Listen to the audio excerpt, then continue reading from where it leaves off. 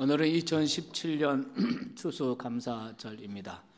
추수감사절을 맞이해서 한 해 동안 영육간에 하나님께서 우리에게 베풀어 주신 모든 은혜의 예물을 드려 하나님께 예배하러 오신 우리 참 좋은 가족 여러분에게 한없는 하나님의 은혜가 함께 하시기를 주님의 이름으로 축원합니다. 출애굽기 23장 16절 말씀에 보면은 수장절을 지키라. 이는 내가 수고하여 이룬 것을 연말에 밭에서부터 거두어 조장함이니라. 이것이 추수감사절의 의미입니다. 신명기 16장 15절 말씀에 보면은 내 하나님 여호와께서 택하신 곳에서 너는 이래 동안 내 하나님 여호와 앞에 절기를 지키고 내 하나님 여호와께서 내 모든 소출과 내 손으로 행한 모든 일에 복 주실 것이니 너는 온전히 즐거워할지니라. 이것은 추수감사절을 어떻게 지켜야 하는가 하는 말씀입니다. 여호와 하나님께서 택하신 곳에서 하나님 앞에서 아멘. 그리고 즐거워하면서 온전히 즐거워할지니라. 오늘 그런 추수감사절이 되기를 주님의 이름으로 축원합니다. 오늘 저는 2017년 추수감사절 설교의 제목을 감사를 잊지 말아야 할 이유, 이런 제목으로 설교를 하고자 합니다. 지난주 설교 제목 기억하십니까? 그래도 감사할 이유. 오늘은 감사를 잊지 말아야 할 이유, 이런 제목으로 말씀을 드리도록 하겠습니다. 이 세상 사람들, 우리가 살아가는 삶의 현장에서 만나는 많은 사람들을 둘로 구분해 볼 수 있다면 이렇게 구분할 수 있지 않을까 하는 생각이 듭니다. 감사를 잊지 않는 사람과 감사를 잊어버리는 사람, 이렇게 나눌 수 있지 않을까 생각합니다. 여러분은 어떤 사람입니까? 감사를 잊지 않는 사람입니까? 아니면 감사를 혹 잊어버리고 사는 사람은 아닙니까? 감사해야 하는데 감사를 잊는 사람. 성경에서 가장 많이 나오는 말 가운데 하나가 기억하라, 이런 말씀입니다. 그래서 성경은 어떤 것은 우리가 결코 잊어버려서는 안 되고 반드시 기억하고 생각해야 한다, 이렇게 가르치는 말씀이 있습니다. 예컨대 시편 103편 말씀에 보면은 이런 말씀이 있어요. 내 영혼아 여호와를 송축하며 그의 모든 은택을 잊지 말지어다. 은혜를 잊지 말아야 된다는 거예요. 믿습니까? 감사를 잊지 말고 은혜를 잊지 말아야 된다, 이렇게 성경은 우리에게 가르칩니다. 또한 성경은 동시에 우리에게 어떤 것은 생각하지 말고 어떤 것은 잊어야 한다, 어떤 것은 생각하지 말고 잊어라, 이렇게 말씀하시는 것도 있습니다. 예를 들어서 이사야 43장 18절에 보면 너희는 이전 일을 기억하지 말며 옛날 일을 생각하지 말라라고 말씀을 하십니다. 그 다음에 이어지는 말씀이 보라 내가 새 일을 행하리라. 우리가 새로운 인생을 출발하기 위해서 이전 것은 잊어버려라, 이런 의미로 말씀을 하셨습니다. 그런데 우리는 어떻게 살아가고 있습니까? 기억해야 할 것은 기억하지 못하고 잊어버리고 살고, 잊어버려야 할 것은 잊어버리지 못하고 기억하며 사는 이런 모습은 아닌지 모르겠습니다. 여기에서 우리의 삶의 혼돈이 생기는 것 같습니다. 어느 목사님의 이런 간증을 들었습니다. 자기가 목사가 된 사연을 얘기하는 것입니다. 이분이 결혼을 해서 아주 행복하게 살고, 그리고 아내를 너무나 사랑했는데 그 아내가 이제 임신하고 첫 아이를 낳게 됐는데 첫 아이를 출산하는 과정 가운데 너무나 난산하고 너무 힘들어서 큰 쇼크를 받고 그냥 실신을 하고 만 거예요. 그래서 온갖 방법을 동원해서 겨우 생명을 회복하고 다시 살아났는데 문제는 뭐냐면 기억 상실이 온 것입니다. 아기 출산하는 게 그렇게 힘든 모양이죠. 쇼크가 너무 심해서 기억 상실이 된 겁니다. 남편도 몰라보고 또 자기가 왜 병원에 와 있는지도 몰라보고 이런 상태가 된 것입니다. 그런데 신기한 건 뭐냐면 다른 건 다 잊어버렸는데 잊지 않고 기억하는 게 있더라는 것입니다. 그것은 이 부인이 열심히 교회를 나갔는데 성경 말씀 암송한 성경 말씀. 신기하게 자기가 암송하던 성경 귀절은 잊어버리지 아니하고 기억하고 자기가 자주 불렀던 찬송과 가사는 잊어버리지 않았어요. 다른 건 다 잊어버려. 하얘졌어요. 그런데 성경 귀절 몇 구절하고 자기가 좋아하는 찬송과 가사를 기억하는 거예요. 남편이 참 희한한 거예요. 남편도 몰라보는데 성경 귀절은 암송하고 찬송가는 불어. 이 부인은 정말 이 자기가 암송하는 그 성경 말씀 붙잡고 자기가 부를 수 있는 찬송가를 부르고 계속해서 말씀 암송하고 찬송을 부르고 하나님께 매달려 기도하는데 점점 기억이 살아나서 회복되더라는 것입니다. 할렐루야. 이 남편이 교회를 그냥 건성으로 형식으로 아내에 따라서 다니다가 그때 깨달은 거예요. 야, 정말 신기하다. 이래서 이분이 그때 하나님께 서원을 하고 그리고 신학을 하고 목사가 되어서 목회를 하게 됐습니다. 이런 얘기를 들었어요. 그렇습니다, 여러분. 이 부인은 모든 것을 잊어버렸지만 잊지 말아야 할 것을 붙잡고 살았어요. 결국 그에게 새로운 회복의 역사가 일어난 줄 믿습니다. 오늘 본문에 보면 감사를 잊지 않은 한 사람을 강조하고 부각시키고 있는 모습을 볼 수가 있습니다. 여기 오늘 본문 쭉 보면은 10명의 나병 환자가 있었는데 이 나병 환자가 단체로 예수님께 와서 예수님께서 치료해 줄 것을 요청하고 간구하고 호소했습니다. 그리고 동시에 나란히 치유를 받게 되었습니다. 그런데 치유받은 10명 중에 오직 한 사람만이 주님께 돌아와서 감사를 드렸다는 얘기입니다. 9명은 감사를 잊어버린 사람이고 1명 나병 환자는 감사를 잊지 않은 사람이었습니다. 여러분, 예수님은 이러한 모습이 너무 안타까워서 이렇게 질문합니다. 9은 어디 있느냐? 감사를 잊어버리고 사는 인생들. 9은 어디 있느냐? 왜 똑같이 찬양 가사처럼 하나님께서 햇빛과 비를 내려주시고 똑같이 하나님의 은혜를 받았는데 어째서 감사를 9명은 잊어버리고 살고 어떻게 한 사람만 감사를 잊지 않고 사느냐는 거예요. 여러분, 우리는 때때로 자신의 삶을 돌아봐야 돼요. 감사를 잊고 사는 사람은 아닌가? 하나님에 대한 감사, 부모님에 대한 감사, 가족에 대한 감사, 감사를 잊어버리고 사는 사람은 아닌지 생각해 볼 필요가 있다고 생각합니다. 그래서 오늘 저는 이 한 사람이 감사를 잊어버리지 않았던 이유, 그리고 우리가 감사를 잊지 말고 살아야 할 이유, 그것이 무엇일까? 이것을 여러분과 함께 이 본문 말씀을 묵상하다가 받은 은혜를 여러분과 함께 나누고자 합니다. 첫째는 우리가 인생을 살면서 감사를 잊지 말아야 할 첫 번째 이유, 과거의 자신의 모습을 잊지 말고 살아야 하기 때문입니다.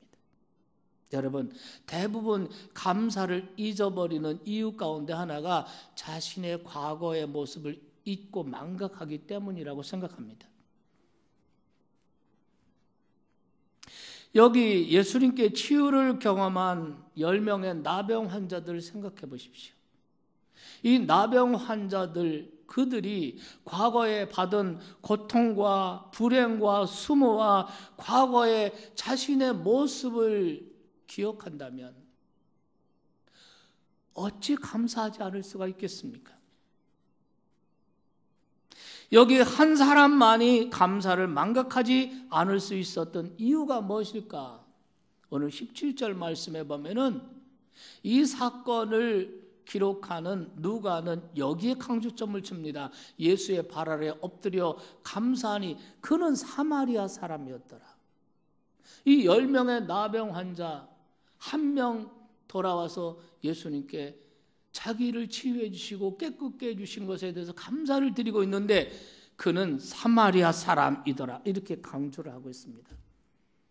여러분, 역사적으로 사마리아 사람들은 아브라함의 혈통을 가진 사람들인데 북왕국 이스라엘 수도가 사마리아였습니다. 그 수도 사마리아가 아시리아한테 멸망하면서 이 아브라함의 혈통을 가진 11지파들이 이방인과 혼인하고 신앙을 잃어버리고 여호와 신앙도 잃어버리고 혈통도 잃어버리고 혼혈이 되어버리고 맙니다. 오직 아브라함의 혈통을 순수하게 가지고 있는 사람은 유다 지파밖에 없습니다. 그래서 지금도 이스라엘 사람을 유태인이라고 하지 않습니까? 나머지 11지파는 전부 다 혼혈이 되어버렸어요. 그 중심이 바로 사마리아에 살던 사람들입니다. 이 사람들이 예수님 당시에도 이 사마리아 사람들은 정말 유대인들로부터 개처럼 돼지처럼 멸시와 천대를 받는 사람입니다. 예수님 당시에 유대인들은 사마리아 그 땅을 밟지도 않았습니다. 사마리아를 돌아서 같이 들어가지도 않았습니다. 사마리아 사람 그러면 사람들이 다 싫어하고 아주 멸시하고 이런 사람입니다. 이 사람은 과거에 자기가 사마리아 사람이었다는 것을 오늘 성경은 강조하고 있습니다. 여러분, 그 다음 말씀에 18절 말씀, 예수님 말씀 보세요. 예수님 이렇게 말씀합니다. 이 이방인 외에는 하나님께 영광을 돌리러 돌아온 자가 없느냐 하시고 예수님께서 이방인이라고 말씀하십니다.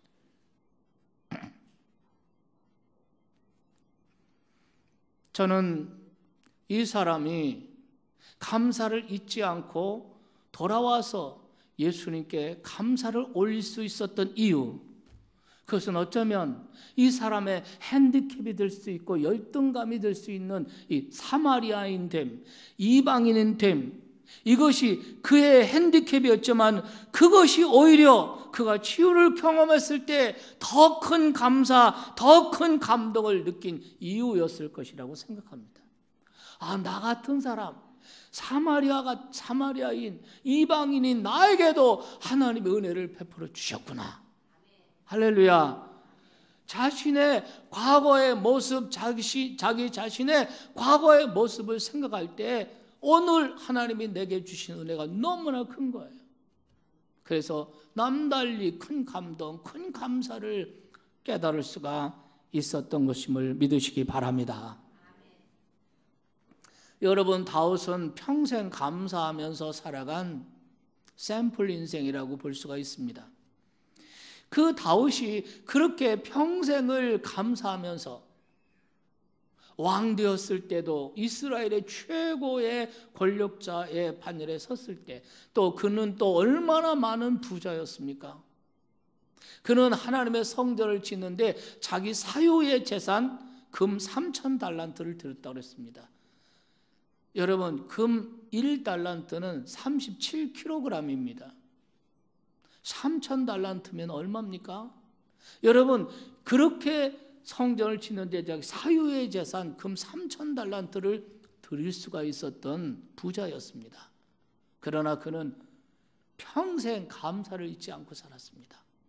그럴 수 있었던 이유가 어디 있을까? 저는 사무엘하 7장 18절 말씀에서 그 이유를 깨닫게 되었습니다. 다시 한번 여러분 같이 읽어보겠습니다. 다 같이 읽겠습니다. 다윗 왕이 여호와 앞에 들어가 앉아서 이르되 주 여호와여, 나는 누구며 내 집이 무엇이간데 나를 여기까지 이르게 하셨나이까?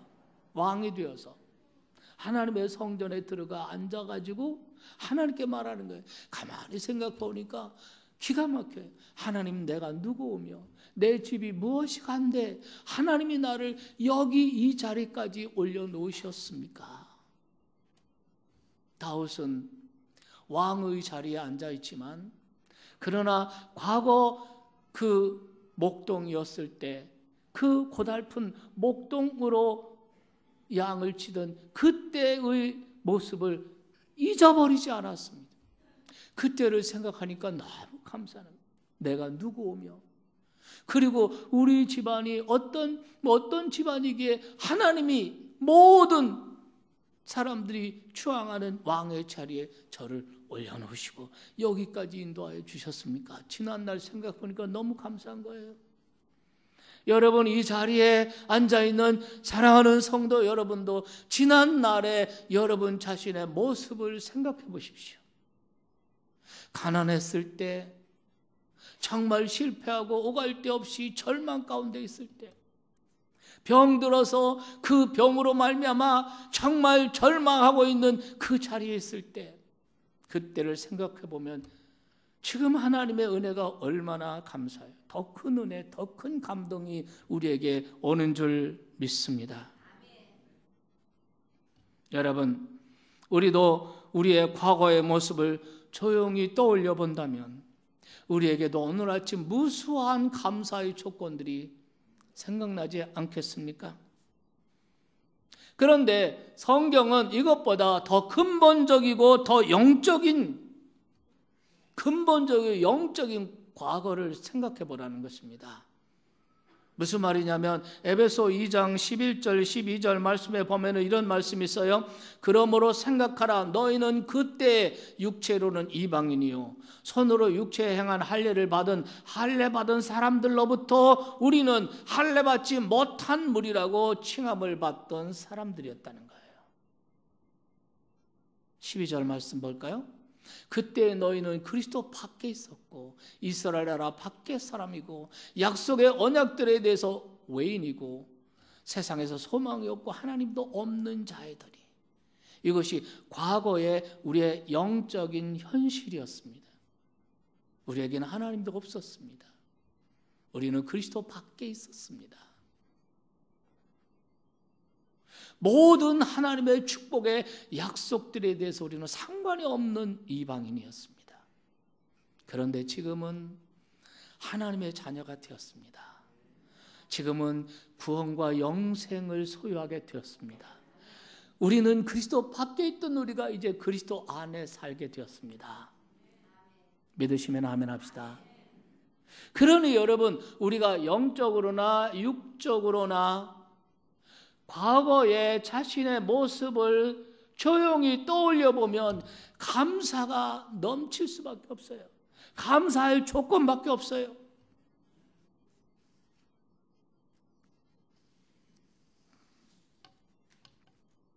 오늘 이 아침에 하나님께서 조용히 여러분의 과거의 모습을 볼 수 있게 하시고 오늘 아침에 감사가 넘치기를 주의 이름으로 축원합니다. 두 번째는 감사를 잊지 말아야 할 이유, 두 번째는 현재의 감동을 붙들고 살아가야 하기 때문입니다.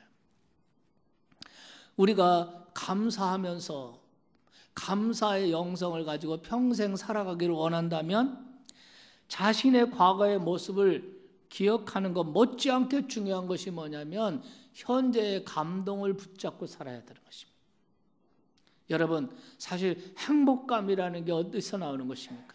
행복감이라는 것은 순간순간의 감동을 붙잡을 때 그때 행복이 우리에게 오는 것입니다. 아침에 출근할 때 아침에 그 아주 환하고 깨끗한 그 햇빛이 내리칠 때 내가 얼마나 행복감을 느낍니까? 그 순간의 감동들, 단풍이 곱게 물든 그 가로수를 보면서 운전하면서 감동을 느낍니다. 순간순간에 감동을 붙잡을 때 거기서 행복감이 오는 줄 믿습니다.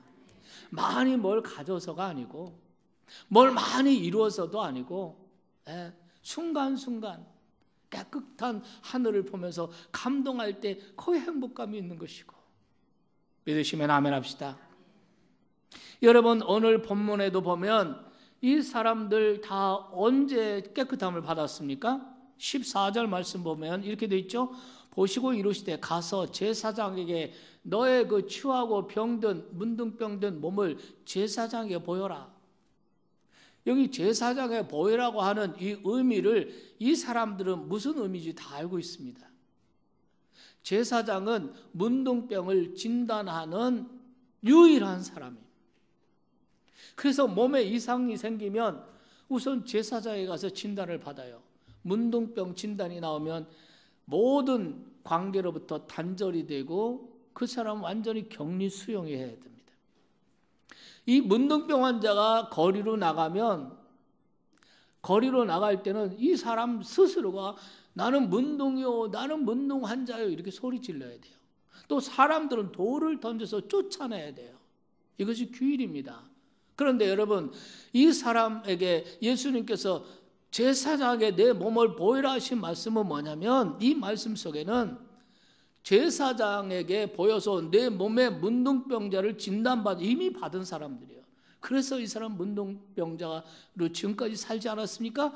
이제 예수님이 다시 가서 내 제사장에게 보이라 하는 말은, 제사장은 우리 몸에 그 문둥병을 깨끗하다고 진단 내릴 수 있는 사람이기도 해요. 그러니까 이 10명의 문둥이들이 다 믿음을 가지고, 이 나병 환자들이 믿음을 가지고, 아, 예수님께서 이제 가서 깨끗함을 받았다고 진단받으라고 하신다, 이런 믿음을 가지고 이 나병 환자들이 제사장을 향해서 달려가는 거예요. 달려가는 도중에, 다시 말하면 믿음과 순종의 도상에서 기적이 일어난 거예요. 깨끗함을 받은 거예요. 가다가 깨끗함을 받았다. 믿으시면 아멘 합시다. 자, 그러면 여러분, 이 10사람이 모두 다 감사가 있었을 거예요. 그런데 어떤 차이가 있습니까? 9명은 이렇게 생각했을 겁니다. 감사하다. 그러나 나중에 언젠가 그분 예수님을 뵈면 그때 감사해야지, 이렇게 생각했을 거예요. 그래서 예수님께 가지 않고 이 사람들은 자기 깨끗해진 몸을 보이기 위해서 가족에게로 가고 친구에게로 가고, 나는 이렇게 깨끗함 받았어, 나는 오늘 문둥병 깨끗함 받았다고 진단받았어, 완치 진단받았어, 달려간 거예요. 그러나 이 사마리아 나병 환자는 생각하기를, 다른 것은 몰라도 오늘의 이 감동, 이것을 내일로 미룰 수 없어, 다음에 만나 뵈면 그때 감사해지가 아니라 이것은 미뤄둘 일이 아니라고 판단했어요. 오늘의 감동을 오늘의 감사로 표현해야 된다고 생각했습니다. 믿으시기 바랍니다. 그래서 그는 발걸음을 들이켜 예수님께 돌아와서 엎드려 감사를 드린 것입니다. 여러분, 감사는 언젠가의 미래로, 언젠가의 미래의 일로 미뤄둬서는 안 될 일입니다. 우리가 여러분 언제나 현재의 감동을 붙들고 살아가는 이런 여러분이 되기를 주의 이름으로 축원합니다. 그것을 저는 데살로니가전서 5장 19절에 바울 사도께서 말씀하신 성령을 소멸하지 말라라는 의미가 바로 이 의미라고 생각합니다. 성령이 내 마음에 감동이 임하면 그 즉시 순종하고 그 즉시 행하는 것, 이것이 바로 행복을 누리는 비밀이라고 생각합니다. 이것을 믿음의 선배들은 말하기를, 이것은 바로 성령에 민감해야 한다, 이런 표현을 쓰고 있습니다. 성령에 민감해야 된다는 것입니다. 저도 목회 여정 가운데 기도하다가 누군가가 생각나고, 기도하다가 누군가에게 오늘 연락을 해야지, 오늘 누군가에 가서 복음을 전해야지, 오늘 누군가에 가서 상담을 해줘야지, 이런 그 감동이 올 때가 있습니다. 그 감동이 올 때 그날 아침에 즉시로 그를 만나고 그에게 연락을 하고, 이렇게 했을 때 언제나 감동이었어요. 정말 경이로움이었습니다. 아, 하나님이 인도하셨구나, 하나님께서 감동해 주셨구나 하는 것을 느낍니다. 그러나 반대로 기도하다가 어떤 사람이 떠오르고, 어떤 그 생각, 어떤 사람에 대한 그 어떤 마음이 떠오를 때 우리는 그날 하루 이미 정해진 많은 일들 때문에 하루를 넘겨요. 그리고 이틀 넘겨 잊어버려요. 그럴 때는 언제나 후회였고 아픔이었습니다. 여러분, 감사의 영성으로 한평생을 살고 싶으십니까? 그렇다면 현재의 감동에 민감해 보세요. 현재의 감동에 민감해 보세요. 성령이 지금 감화하고 감동하는 대로 행해 보세요. 성령을 소멸하지 말고 성령에 민감해 보세요. 감사한 마음이 일어나고 찬양하고 싶은 마음이 일어나면 지금 찬양하세요. 집에 가서 찬양해야지 그러지 말고 여러분이 운전하다가도 일하다가도 어느 곳에서나 찬양하고 싶은 마음이 일어날 때 하나님을 찬양하세요.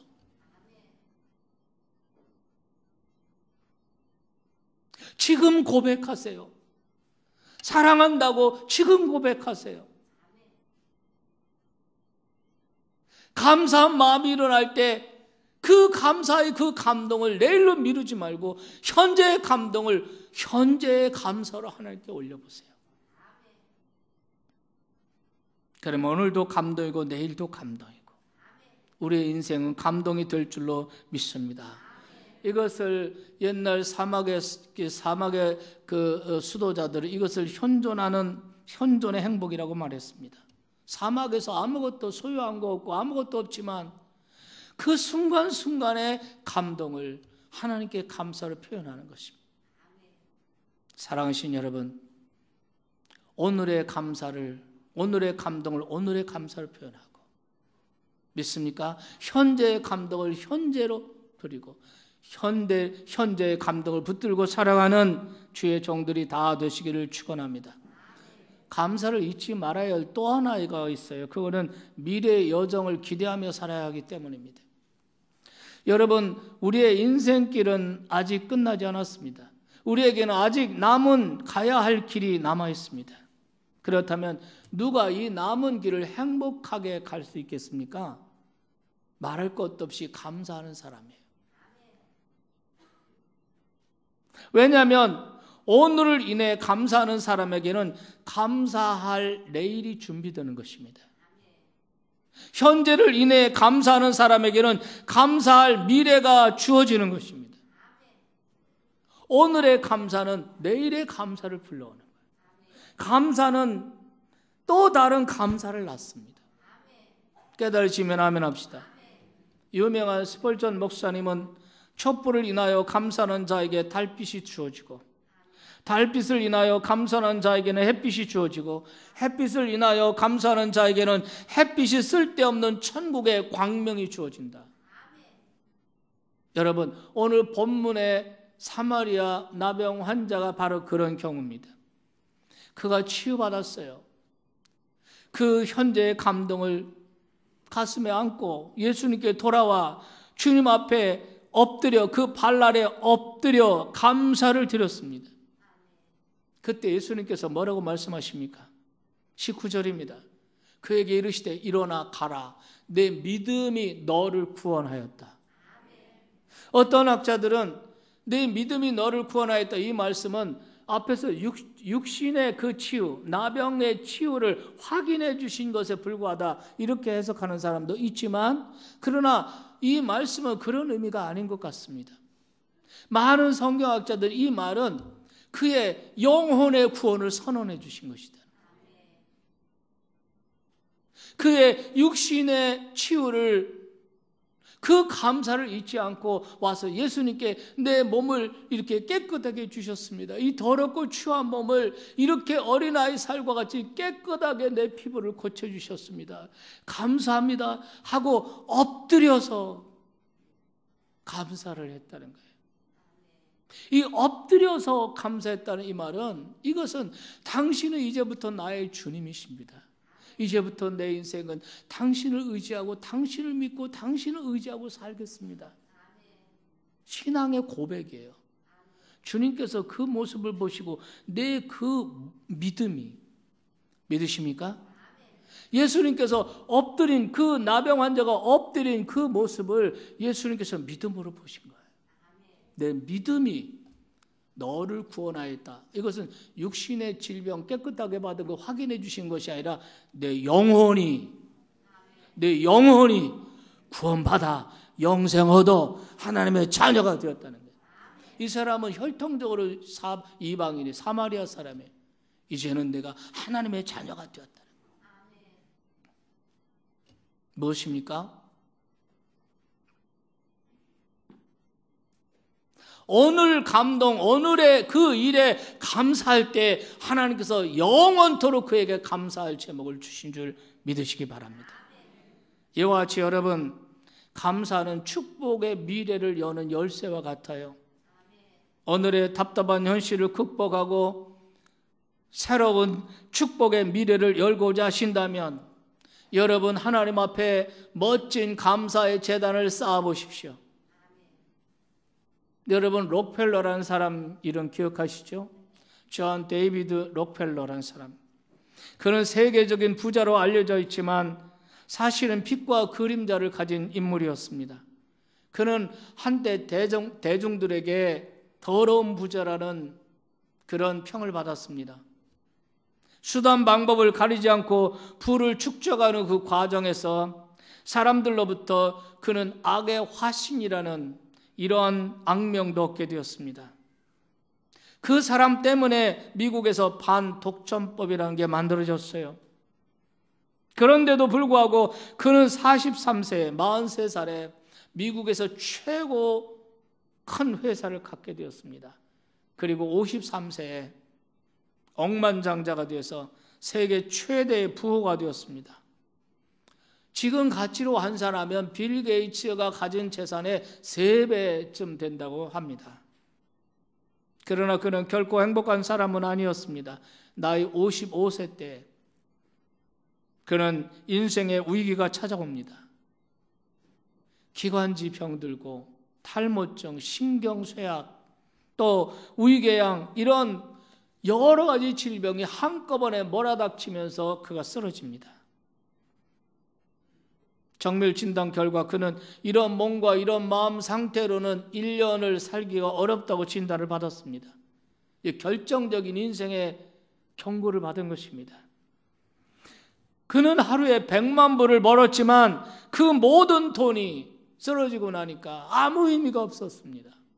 대단한 것 같았는데 몸이 병들고 쓰러지고 이런 진단을 받고 보니까 그에게 수많은 그 재산이 아무 의미가 없었습니다.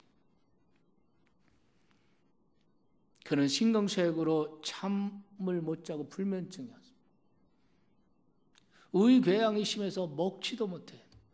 이렇게 자지 못하고 먹지 못한 채 몇 날을 고통하다가 드디어 밤중 한밤중에 침대에 내려와서 하나님 앞에 무릎을 꿇었습니다. 그는 본래 그 어머니 영향으로 어려서부터 교회에서 자란 믿음의 사람이었고 어려서부터 11조를 잘 성실하게 한 사람이었습니다. 그러나 돈을 많이 벌자 사실상 11조도 어려워졌고 그리고 신앙생활은 하나의 형식에 불과했습니다. 그런데 그날 밤 하나님 앞에 엎드려 어릴 때 하나님 앞에 서원하며 약속하며 기도했던 것이 다 생각나는 거예요. 그는 통 안에 눈물을 흘리며 하나님 앞 회개합니다. 그리고 그날 밤에 그가 하나님을 체험해요. 오늘날 우리 표현으로 하면 그가 성령을 받아요. 믿습니까? 그러면서 그는 이렇게 고백합니다. 하나님이 나의 전부시다. 지금까지는 자기 명예, 자기 부 이게 다 자기 전부라고 생각해. 그는 하나님만이 나의 전부시다. 그리고 자기가 평소에 존경했던 목사님 프레드릭 게이츠라는 목사님을 찾아가서 의논을 해요. 그리고 자기 재산을 다 기부해서 록펠러 재단을 만들어요. 그 이후로부터 자기 기업에서 벌어들이는 모든 수입의 50% 절반을 재단에 투자를 해요. 그래서 그는 자선 사업과 선교 사업을 주력하게 되는 것입니다.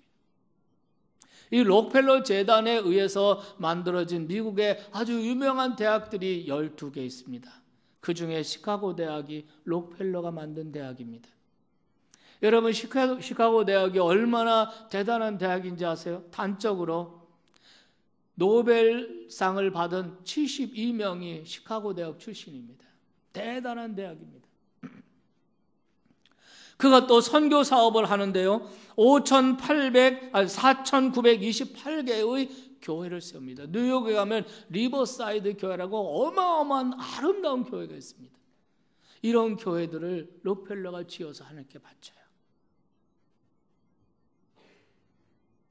55세를 넘기기 어렵다는 사람이 98세를 살아요. 더러운 자본가라는 악명 높았던 이 사람이 위대한 자선가라는 간증을 남겨요. 그리고 98세 때 어느 날 밤 죽음이 가까운 것을 그는 느낍니다. 그는 55세 때 침대 곁에 하나님 앞에 무릎을 꿇었던 그 모습으로 침대에 내려와서 무릎을 꿇어요. 그리고 하나님께 이러한 기도를 드렸습니다. 오 나의 하나님, 제 인생의 전반기 55년은 쫓기며 불행하게 살았지만 주님을 다시 만난 이후 지난 43년은 정말 행복하였습니다. 그동안 저를 지켜봐 주신 것 감사드립니다. 이제는 그만 주님과 제 마음에 간직한 제 사랑, 제 아내를 만나고 싶습니다. 이제는 여한이 없습니다. 주님 감사합니다. 그리고 그 밤이 지난 새벽 그는 조용히 눈을 감았습니다.